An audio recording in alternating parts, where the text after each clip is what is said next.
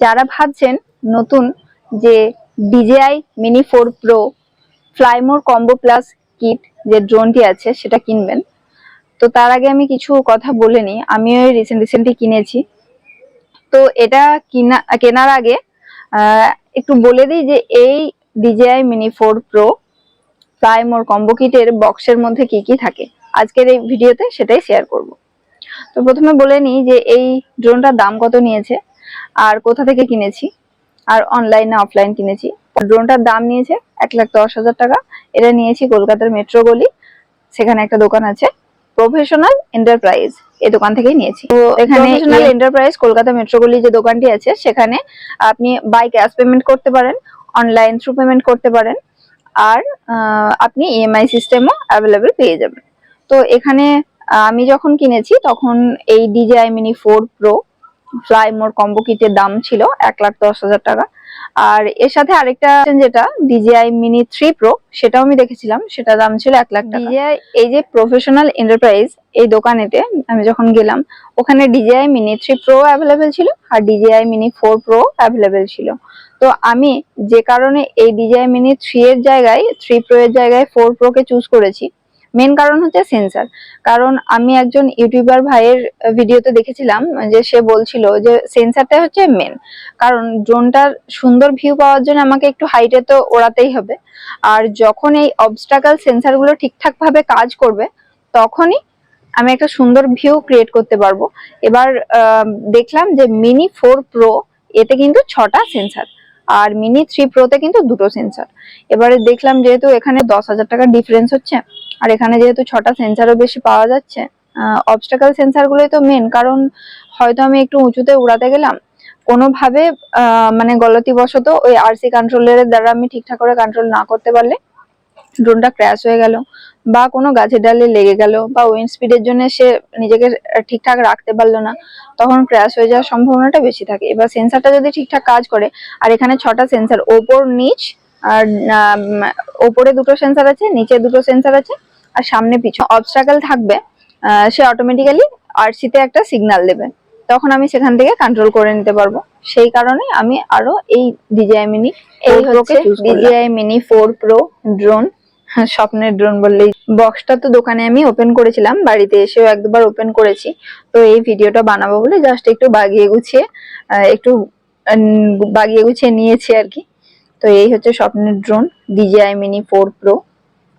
এখানে আমি অনেকগুলো ভিডিও দেখেছিলাম, প্রায় 70 থেকে 80টা তো হবেই টোটাল ভিডিও। তো সেখান থেকে অনেক ইনফরমেশনও গ্যাদার করেছিলাম। তো সেখানে দেখেছিলাম এই যে গ্রিন ট্যাগটা, এটা যদি থাকে, এটা নাকি DJI যে মেন অফিসিয়াল ওয়েবসাইট থেকে যেগুলো আসে, মানে মেনলি ইন্ডিয়াতে তো ড্রোন পাওয়া যায় না, মানে বিক্রি হয় না, এটা বাইরে থেকে ইম্পোর্ট হয়।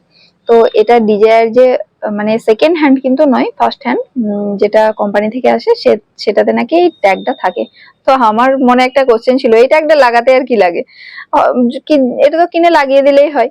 তো যাই হোক, আর আরেকটা ইনফরমেশন পেয়েছিলাম যে এই যে র্যাপারটা মানে ফিল্মটা, এটা নাকি ফুল কভার থাকবে।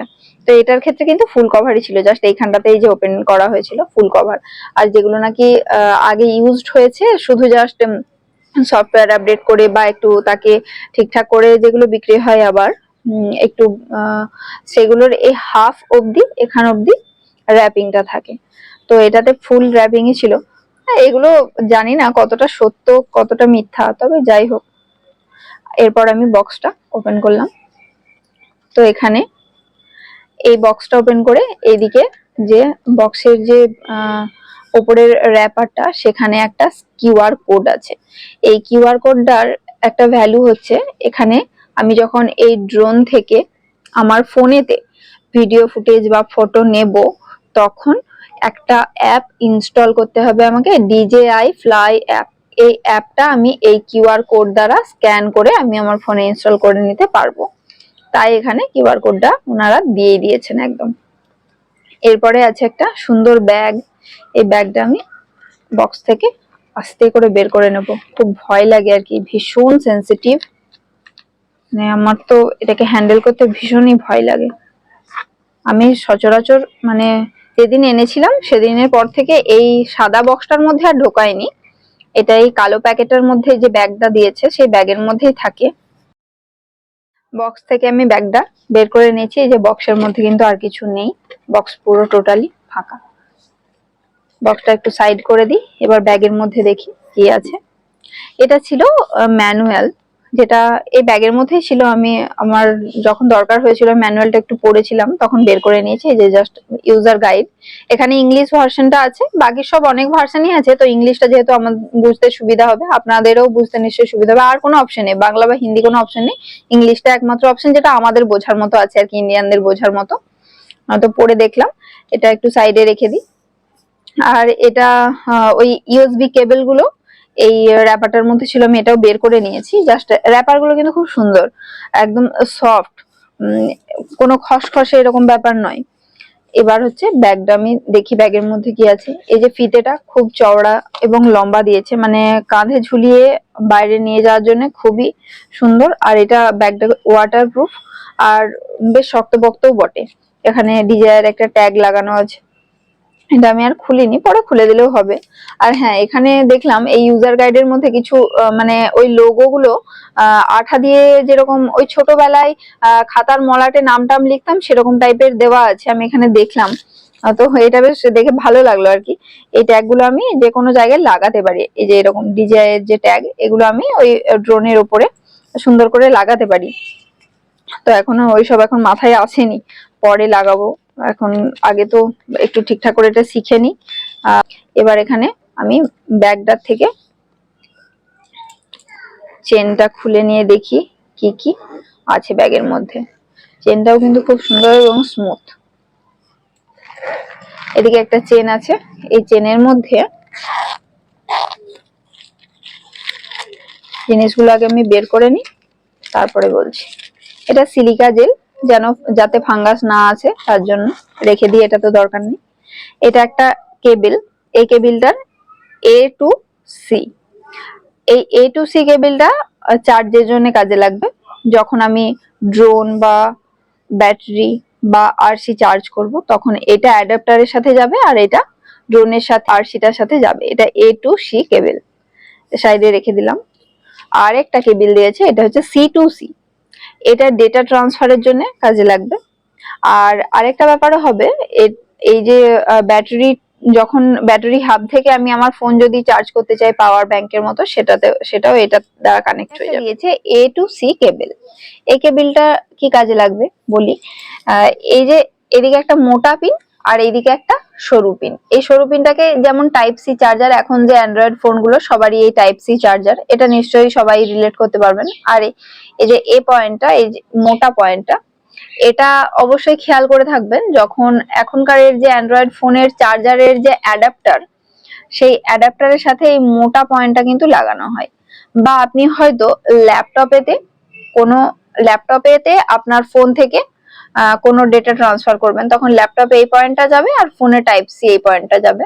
বা চার্জিং এর ক্ষেত্রে পাওয়ার ব্যাংক থেকে এটা পাওয়ার ব্যাংকে দিলেন, এটা আপনার ফোনে দিলেন, তখন এটা কাজে লাগবে চার্জিং এর ক্ষেত্রে মেনলি।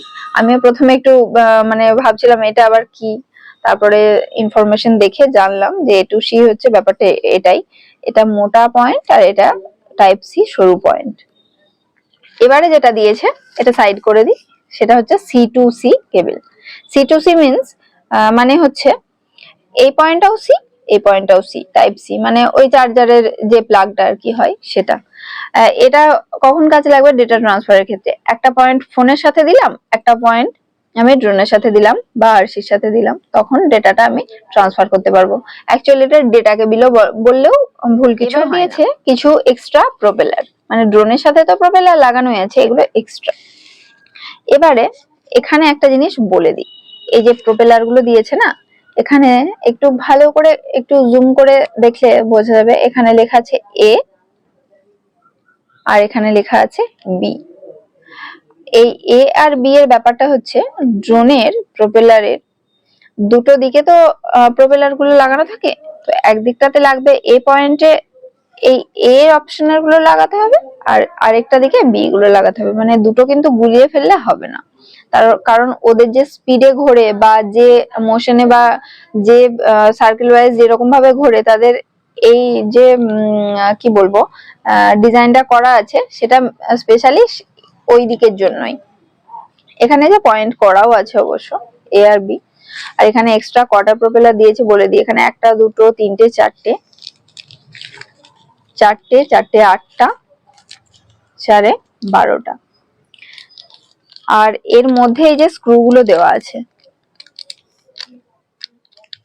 এই যে কালো মতো দেখা যাচ্ছে, এই স্ক্রু গুলো এর মধ্যে দেওয়া আছে। আসলে আমি না খেয়াল করিনি প্রথমে। এই যে এখানে 4টে স্ক্রু আছে টোটাল, 3টে একে 4টে, এখানেও তাই 4টে করে স্ক্রু দেওয়া আছে। এখানে টোটাল 18টা স্ক্রু থাকার কথা। আমি ডিজিআই যে অফিসিয়াল ওয়েবসাইট সেখানে দেখেছিলাম, সেখানে প্রপেলার এক্সট্রা কটা কটা স্ক্রু আর কি কি দেবে সেখানে আমি একটা স্ক্রিনশট করেছিলাম। তো সেখানে দেখেছিলাম 18টা স্ক্রু থাকবে, 18টা প্রপেলার থাকবে এক্সট্রা, আর একটা স্ক্রু ড্রাইভার। এটারও প্যাকেটটা আমি কেটেছিলাম। এই যে স্ক্রু ড্রাইভার, কারণ ওই স্ক্রু গুলোকে লাগানো বা খোলার জন্য তো লাগবে।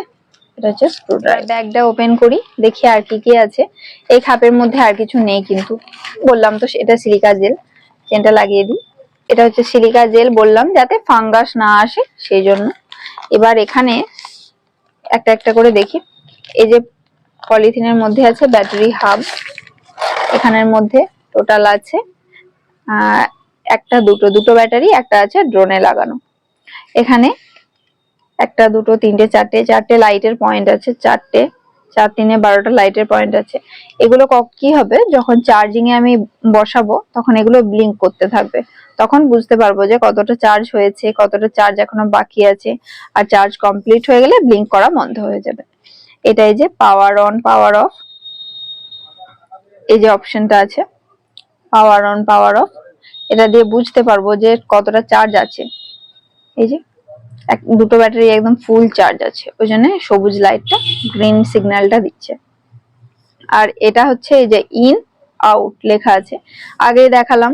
এটা সি পয়েন্টের জন্য, সি পয়েন্টে অর্থাৎ এটা যখন আমি চার্জ করব তখন এখানে সি পয়েন্টটা লাগবে, অ্যাডাপ্টারে এ পয়েন্টটা লাগবে, মানে মোটা পয়েন্টটা। আর এখানে আউটটার জায়গায় এখানে যখন যখন আমি এটাকে পাওয়ার ব্যাংক হিসাবে কাজ করাবো, তখন এইখান থেকে আমার ফোনে চার্জ করব, তখন এখানে এই মোটা পয়েন্টটা মানে এ পয়েন্টটা, আমার ফোনে যাবে সি পয়েন্টটা। এটা গেল ব্যাটারির ব্যাপার। আর এটা এইভাবে খুলতে হয়, এই যে দুটো দিক একটু প্রেস করে নিলে উঠে যাবে ইজিলি। একটু ভারীও আছে, আর এরকম করে একটা ব্যাস আওয়াজ হলো, এটা লেগে গেল। এটা কয়েক সেকেন্ডের মধ্যেই লাইটটা বন্ধ হয়ে যাবে, ব্যাস। এটা গেল ব্যাটারি। এবারে এটাকে আমি ব্যাটারিটার সাইডে একটু রেখে দিই। তারপরে আর আছে আরসি কন্ট্রোলার, আর তার সাথে আছে ড্রোন, মেন ড্রোনের যে মেন পার্ট আর কি। এবারে আরসি কন্ট্রোলারটা আমি দেখি বের করব।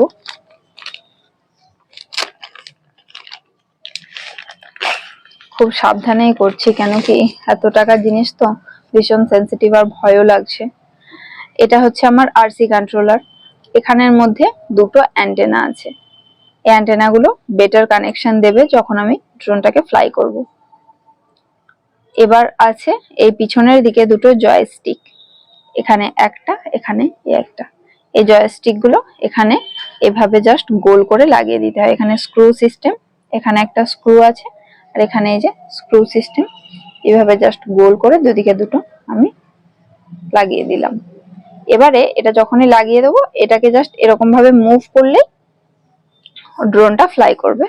ডান দিক বাঁ দিক ওপর নিচে এখানে সিস্টেম আছে, এগুলো পরে অন্য ভিডিওতে ডিটেলসে বলবো। এখন এটা সাবধানে খুলে রেখে দিই, না হলে আবার হারিয়ে টারিয়ে যাবে।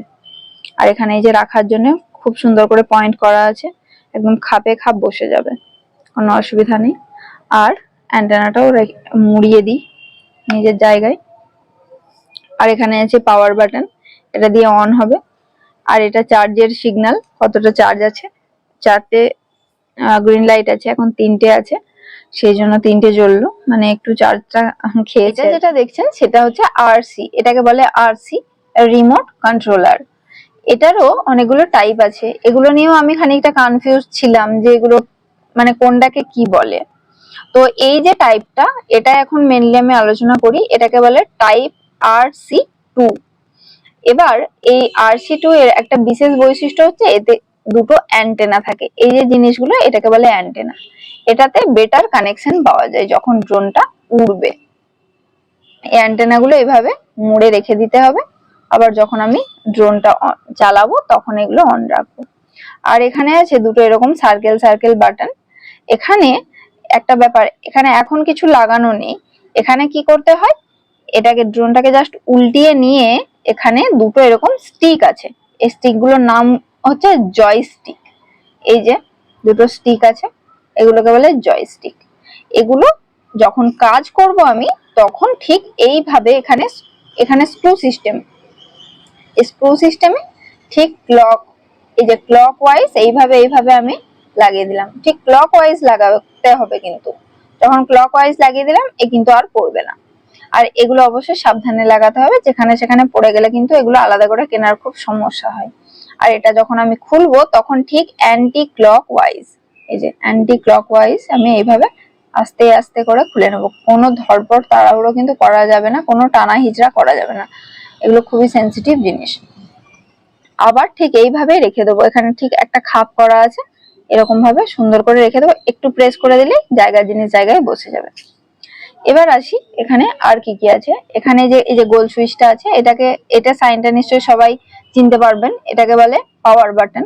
এখানে পাওয়ার বাটন আমি যখন একবার জাস্ট প্রেস করে দেবো, শুধু একবার, তখন এই যে লাইট গুলো জ্বলে গেল, এই লাইট গুলো হচ্ছে চার্জিং এর সাইন। এখানে কটা লাইট জ্বললো, এই যে জাস্ট একবার প্রেস করে ছেড়ে দেবো, এখানে একটা দুটো তিনটে লাইট জ্বলছে, মানে এখানে আমার চার্জ আছে মানে ফুল চার্জ। এখানে একটা দুটো তিনটে চারটে, প্রথমে চারটে লাইট আছে, তো চারটে লাইটের মধ্যে আমার জ্বলছে তিনটে, মানে আমার ব্যাটারি একটা শেষ হয়েছে, ফুল চার্জ এখন নেই। ফুল চার্জ আমি করেছিলাম, ফুল চার্জ থাকলে এই যে চারটে লাইটই জ্বলতো, এখন চারটে নয় তিনটে জ্বলছে। এবার এটাকে যখন আমাকে অন করতে হবে তখন কি করতে হবে, এটা জাস্ট একবার প্রেস করে ছেড়ে দিলে কতটা ব্যাটারি আছে আপনি সেটা বুঝতে পারবেন। এবারে যখন অন করার কাজ আসবে তখন একবার প্রেস করে আবার একবার 2 সেকেন্ডের মতো হোল্ড করতে হবে। এই যে একটা আওয়াজ হলো আর এই লাল সুইচটা জ্বললো, মানে এটা অন হয়ে গেল। এই যে DJI, এটাকে বলে ডিসপ্লে। এটা যখন আগে DJI Mini 2 ভার্সন ছিল তখন ফোন কানেক্ট করে কাজ করতে হতো, এটা কিন্তু ডিসপ্লেটা এর সাথে দিত না তখন। এখন এই RC2 বা RC, এই যে আওয়াজ হলো মানে RC-টা অন হয়ে গেল। থাক, এখন আমার এটাতে কোনো কাজ নেই, তাই এটাকে অফ করে দেবো। অফ করাটাও সেম সিস্টেম, একবার এই যে পাওয়ার বাটনকে একবার প্রেস করে দ্বিতীয়বার 2 সেকেন্ডের মতো হোল্ড করে থাকবো, তাহলে এটা শাটডাউন হয়ে যাবে। এটা কিন্তু একটু ধ্যানসে দেখে নেবেন, প্রথমে একবার প্রেস, তারপরের বারে 2 সেকেন্ড প্রেস করে হোল্ড করে রাখবো, তাহলে এটা অফ হয়ে যাবে, বা আপনার যখন দরকার অন করে নেবেন। এবার RC-টা প্যাকেটের মধ্যে রেখে এবার আমি ড্রোনটা বের করব। এই বেল্টের মতো জিনিসটাকে বলে প্রপেলার গার্ড। আগে কিন্তু আমি যে ভিডিওগুলো দেখেছিলাম, আগে এই প্রপেলার গার্ডটা আলাদা করে কিনতে হতো, ড্রোনের সাথে দিত না। এটা দিলে সুবিধা হয় কি, এই প্রপেলার গুলো যেদিক সেদিক আর ঘুরবে না বা বেঁকে যাওয়ার সম্ভাবনা থাকবে না, সুন্দর করে এক জায়গায় একে সেট করে রাখবে। তো এটা আমি একটু খুলবো, একটু পরে খুলছি। আর এখানে আছে একটা গিম্বেল প্রোটেক্টর, কারণ গিম্বেলটাই এখানে সব থেকে সেন্সিটিভ জিনিস, আর সব থেকে মানে ক্যামেরার, মানে আসলি ক্যামেরা তো এখানেই ফিট করা আছে, সেই ক্যামেরার উপর যেমন কোনো ক্ষতি না হয় তার জন্য এই প্রোটেক্টরটা লাগানো আছে। এটা হচ্ছে ড্রোনের চোখ, পাখির চোখ। আর এইটা গিম্বেল প্রোটেক্টরটা কেমন ভাবে খুলতে হয়, ঠিক এই জায়গাটাতে একটা লকের মতো আছে, জাস্ট একটু হালকা করে এরকম তুলে নিলেই হবে। এই যে একটা আওয়াজ হলো টুক করে, এটা খুলে নিলে তারপরে এদিক থেকে আস্তে করে এই চোখের জায়গাটা থেকে এরকম করে তুলে নিলেই হবে, হালকা করে, তাহলে আর গিম্বেলের উপর কোনো চাপ পড়বে না। হালকা করে এইভাবে বের করে নিতে হবে। এই যে এটাকে বলে গিম্বেল প্রোটেক্টর, এটা পাশে রেখে দিলাম। তো আমার মানে এটা ধরতেও খুব ভয় লাগে আর কি, ভীষণ সেন্সিটিভ তো। আর কোনো মতে গিম্বেলে যেমন মানে টাচ না হয় বা নড়াচড়া না হয়, ওর উপর টানা হিচড়া যেন না হয়, এই বেল্টে কিন্তু একটা লক সিস্টেম আছে। এই যে আওয়াজ হলো, এভাবে আস্তে করে খুলে নেব, এটাকে এইদিকে ঘুরিয়ে নেব, তারপরে এখানে খুলে নেব। আর এটা লাগানোর সিস্টেমটা একটু দেখিয়ে দিই। এই যে এখানে দুটো উঁচু মতো জায়গা আছে, এই উঁচু মতো জায়গাটাতে এই দুটোকে একটু ফিট করে দিতে হবে। এইখানটাতে ওই যে একটা উঁচু উঁচু মতো দুটো জায়গা আছে, জায়গা মতো একদম এইভাবে জায়গা মতো ফিট করে দিতে হবে। আর প্রোপেলার গুলো তার আগে সুন্দর করে সাজিয়ে নিতে হবে এভাবে সাইড বাই সাইড। এটা কিন্তু বেন্ট হওয়া যাবে না কোনোভাবে। যদি বেন্ট হয়ে যায় বা বেঁকে যায় তাহলে কিন্তু ড্রোন ঠিকঠাক ভাবে উড়তে পারবে না, ক্র্যাশ হয়ে যাবে, পড়ে যাবে, এর ব্যালেন্স লস্ট হবে, মানে ড্রোনের অ্যাকচুয়ালি ক্ষতি। এটা এইভাবে প্রথমে তলার দিক থেকে দিয়ে তারপরে গোল করে এইভাবে ঘুরিয়ে ড্রোনটাকে এইভাবে একটু ঘুরিয়ে নেবেন। ঘুরিয়ে এদিকে বেল্টের এই পোর্শনটা থাকবে, এইদিকে আটকে দিতে হবে। আর প্রোপেলার গুলো যেন সুন্দরভাবে সুরক্ষিত ভাবে থাকে, কোনোভাবে যাতে বেঁকে টেকে না যায়। আর এখানে এই ড্রোনটার পাওয়ার অন পাওয়ার অফ হচ্ছে এইখানে যে একটা বাটন দেখা যাচ্ছে, এই বাটনটা ওই যেরকম আরসির সিস্টেম, একবার প্রেস করলে দেখা যাবে এর চার্জ কতটা আছে। 3টে লাইট জ্বললো, 4টে লাইট জ্বলার কথা কিন্তু 3টে জ্বলেছে, তার মানে এখানে চার্জ একটু কমেছে বাটন। তো ড্রোন কিন্তু আগে এই ড্রোনের যে প্রোপেলার সেগুলো কিন্তু এর ডানাগুলো আগে খুলে নিতে হবে। এটার সিস্টেমটা হচ্ছে এই যে চোখ দুটো আছে, এই দুটো ওপরের দিকেই ধরবো, ধরে এই যে ওপরের দিকে ডানাটা আগে নিচের দিকে ডানাটা খুলে নেব, যেটা এই যে একটুখানি উঁচু মতো হয়ে আছে। এটাকে একটু প্রথমে আগে প্রোপেলার গুলো সেট করে নিই।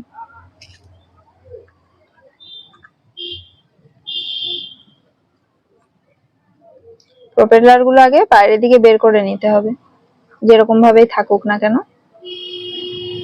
প্রথমে প্রোপেলার গুলো এরকম বাইরের দিকে করে নিতে হবে, না হলে কিন্তু লেগে যাওয়ার সম্ভাবনা বেশি।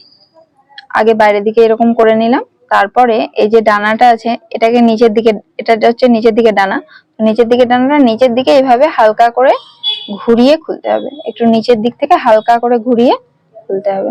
এটাও সেম ভাবেই খুলে নেব, একদম হালকা করে নিচের দিকে, বেশি জোরে চাপ দেওয়া যাবে না, তাহলে কিন্তু ডানাটা ভেঙে যেতে পারে। আমার তো খুবই ভয় লাগে এগুলো হ্যান্ডেল করতে। আর এটা জাস্ট পাশ দিকে, উপরের ডানাটা হালকা করে পাশ দিকে এরকম প্রেস করলেই চলে আসবে।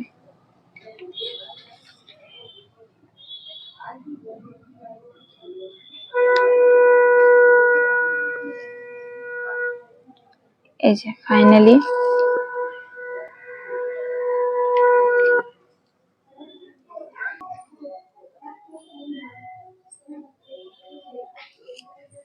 এটা আমি নিজে নামিয়ে রাখলাম। এখানে এই যে দুটো সেন্সর আছে, এটা সামনের দিকে, এখানে দুটো সেন্সর আছে, আর এই নিচের দিকে দুটো সেন্সর আছে। আর এখানে আছে গিম্বল, যেটা ক্যামেরাটা আপনি ভার্টিক্যালি শুট করতে পারবেন, আর একটা হরাইজন্টালি, মানে আপনি 9:16 format, YouTube video long video format যেটা 16:9 সেটাতেও করতে পারবেন, আর যেটা ইনস্টাগ্রাম রিল বা ইউটিউব শর্ট ভিডিওর জন্য মানে 9:16 ফরম্যাট সেটাতেও করতে পারবেন। এই ভার্সনটাতে এটা কিন্তু অ্যাভেলেবেল। আর এখানে পাওয়ার বাটন হচ্ছে এটা, আর পাওয়ার অন অফ এর সিস্টেমটা হচ্ছে আরসির মতোই সেম। প্রথমে একবার প্রেস করে তারপরে 2 সেকেন্ড প্রেস করে একটু হোল্ড করতে হবে, তাহলে ড্রোন কিন্তু অন হয়ে যাবে। প্রথমে একবার প্রেস করলাম, তারপরে 2 সেকেন্ডের জন্য হোল্ড করে রাখলাম।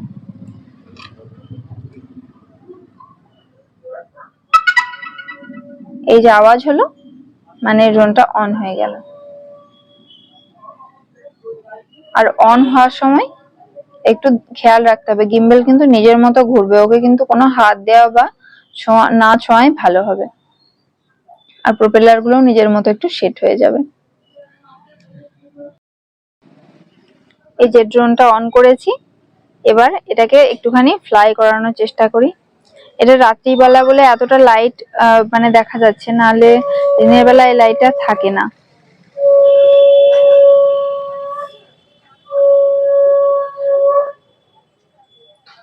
এই যে এখানে আরসি অন করেছি, আর এটা ড্রোন ভিউ।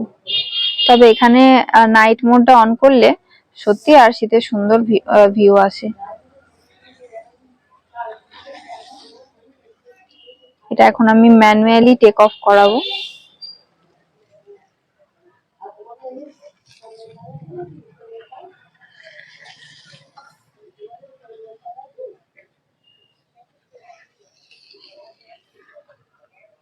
নিচ্ছে না কেন?